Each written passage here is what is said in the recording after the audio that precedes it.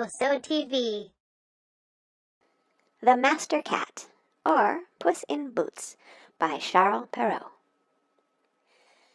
There was a miller who left no more estate to the 3 sons he had than his mill, his ass, and his cat. The partition was soon made. Neither the scrivener nor attorney were sent for. They would soon have eaten up all the poor patrimony. The eldest had the mill, the second the ass, and the youngest nothing but the cat. The poor young fellow was quite comfortless at having so poor a lot. "My brothers," said he, "may get their living handsomely enough by joining their stocks together, but for my part, when I have eaten up my cat, and made me a muff of his skin, I must die with hunger." The cat, who heard all this, but made as if he did not, said to him with a grave and serious air, "Do not thus afflict yourself, my good master. You have only to give me a bag, and get a pair of boots made for me, that I may scamper through the dirt and the brambles, and you shall see that you have not so bad a portion of me as you imagine." Though the cat's master did not build very much upon what he said, he had, however, often seen him play a great many cunning tricks to catch rats and mice, as when he used to hang by the heels, or hide himself in the meal and make as if he were dead, so that he did not altogether despair of his affording him some help in his miserable condition. When the cat had what he asked for, he booted himself very gallantly, and, putting his bag about his neck, he held the strings of it in his 2 forepaws, and went into a warren where there was great abundance of rabbits.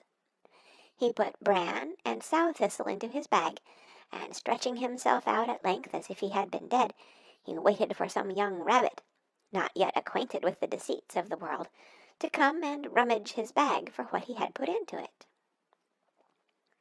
Scarce was he lain down, but he had what he wanted. A rash and foolish young rabbit jumped into his bag, and Monsieur Puss, immediately drawing close the strings, took and killed him without pity. Proud of his prey, he went with it to the palace, and asked to speak with his majesty. He was showed upstairs into the king's apartment, and, making a low reverence, said to him, "I have brought you, sir, a rabbit of the warren which my noble lord the Marquis of Carabas," for that was the title which Puss was pleased to give his master, "has commanded me to present to your majesty from him." "Tell thy master," said the king, "that I thank him, and that he does me a great deal of pleasure." Another time he went and hid himself among some standing corn, holding still his bag open, and when a brace of partridges ran into it, he drew the strings, and so caught them both. He went and made a present of these to the king, as he had done before of the rabbit which he took in the warren. The king in like manner received the partridges with great pleasure, and ordered him some money to drink. The cat continued for 2 or 3 months, thus to carry his majesty, from time to time, game of his master's taking. One day in particular, when he knew for certain that the king was to take the air along the riverside with his daughter, the most beautiful princess in the world, he said to his master, "If you will follow my advice, your fortune is made. You have nothing else to do but go and wash yourself in the river. In that part I shall show you, and leave the rest to me." The Marquis of Carabas did what the cat advised him to, without knowing why or wherefore. While he was washing, the king passed by, and the cat began to cry out as loud as he could, "Help, help! My lord Marquis of Carabas is drowning!" At this noise the king put his head out of his coach window, and finding it was the cat, who had so often brought him such good game, he commanded his guards to run immediately to the assistance of his lordship, the Marquis of Carabas. While they were drawing the poor Marquis out of the river, the cat came up to the coach, and told the king that while his master was washing, there came by some rogues, who went off with his clothes, though he had cried out, "Thieves, thieves!" several times as loud as he could. This cunning cat had hidden them under a great stone. The king immediately commanded the officers of his wardrobe to run and fetch one of his best suits for the Lord Marquis of Carabas. The king received him with great kindness, and as the fine clothes he had given him extremely set off his good mien, for he was well made and very handsome in his person, the king's daughter took a secret inclination to him, and the Marquis of Carabas had no sooner cast 2 or 3 respectful and somewhat tender glances, but she fell in love with him to distraction. The king would needs have him come into his coach and take part of the airing. The cat, quite overjoyed to see his project begin to succeed, marched on before, and, meeting with some countrymen, who were mowing a meadow, he said to them, "Good people, you who are mowing, if you do not tell the king that the meadow you mow belongs to my lord Marquis of Carabas, you shall be chopped as small as mincemeat." The king did not fail asking of the mowers to whom the meadow they were mowing belonged. "To my lord Marquis of Carabas," answered they all together, for the cat's threats had made them terribly afraid. "Truly a fine estate," said the king to the Marquis of Carabas. "You see, sir," said the Marquis, "this is a meadow which never fails to yield a plentiful harvest every year."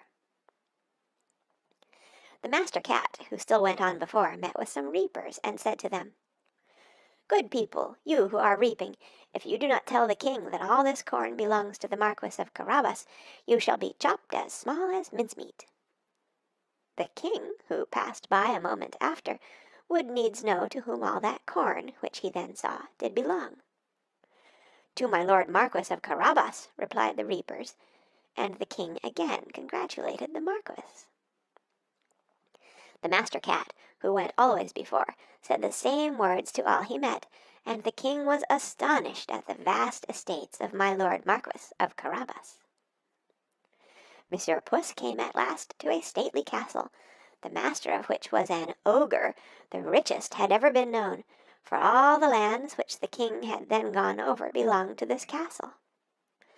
The cat, who had taken care to inform himself who this ogre was and what he could do, asked to speak with him, saying he could not pass so near his castle without having the honor of paying his respects to him. The ogre received him as civilly as an ogre could do, and made him sit down.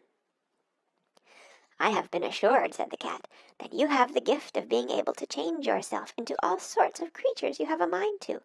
You can, for example, transform yourself into a lion or elephant, and the like."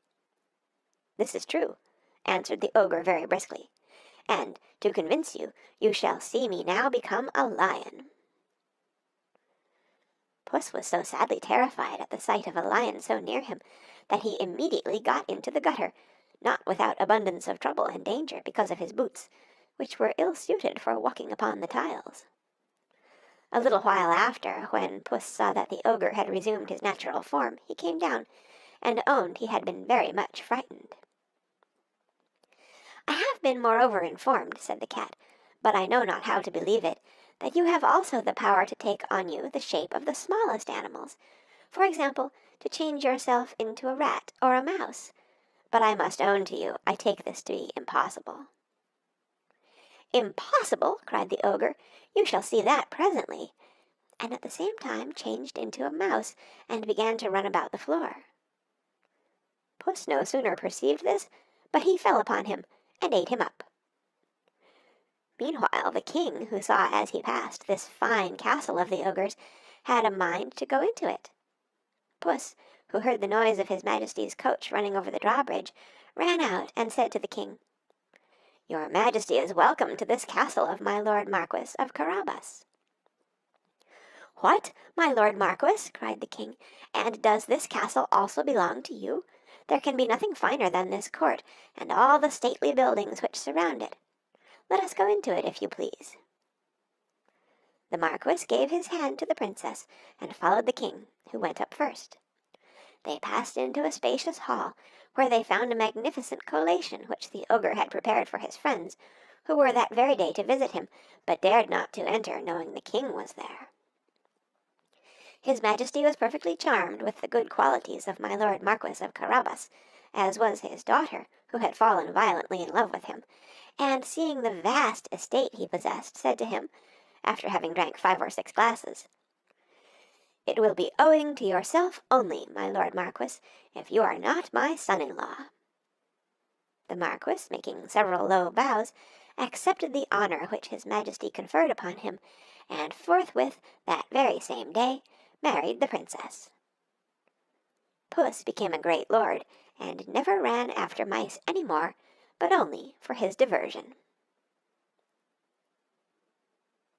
The moral: how advantageous it may be, by long descent of pedigree, to enjoy a great estate.